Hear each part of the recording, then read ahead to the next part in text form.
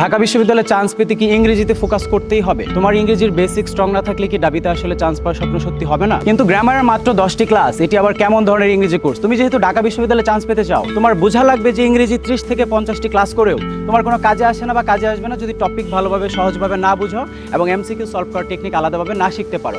এখানে প্রত্যেকটি ক্লাসে হবে 2 ঘন্টার এবং সাজেশন ভিত্তিক, যে সকল টপিকের বাইরে আলাদা কিছু আর তোমার অবশ্যই পড়া লাগবে না। মানে কি অবশ্যই পড়া লাগবে না? ঢাকা বিশ্ববিদ্যালয়ে চান্স পাওয়া কঠিন কিছু না, তবে তুমি ডাবির যে ইউনিটের ভর্তি পরীক্ষার্থী হও না কেন, তোমাকে অবশ্যই ইংরেজিতে পাস মার্ক তুলতে হবে। ইংলিশ এমসিকিউ অংশে পাস করতে না পারলে তোমার রিটেন অংশের খাতা আসলেই দেখা হবে না। তাহলে দেরি না করে নিজের বুদ্ধি খাটিয়ে ডিসিশন নাও যে তোমার এই কোর্সে ভর্তি হওয়া আসলে উচিত কিনা। মনে রাখবে, গ্রামারের অসংখ্য লেকচার বা টপিক আছে, কিন্তু প্রত্যেক বছর ঢাকা বিশ্ববিদ্যালয়ে নির্দিষ্ট 6 বা 7টি টপিককেই পিক করা হয় প্রশ্ন করার জন্য, এবং এটা তোমাকে গ্যারান্টি দিয়ে বলা হচ্ছে ইনশাল্লাহ আমার সাজেশনের 7টি টপিক থেকে। কোর্সের ভর্তি ফি মাত্র 999 টাকা। এখনই এনরোল করতে যোগাযোগ করো স্ক্রিনে দেওয়া নাম্বারে অথবা ইনবক্স করো আমাদের ফেসবুক পেজে।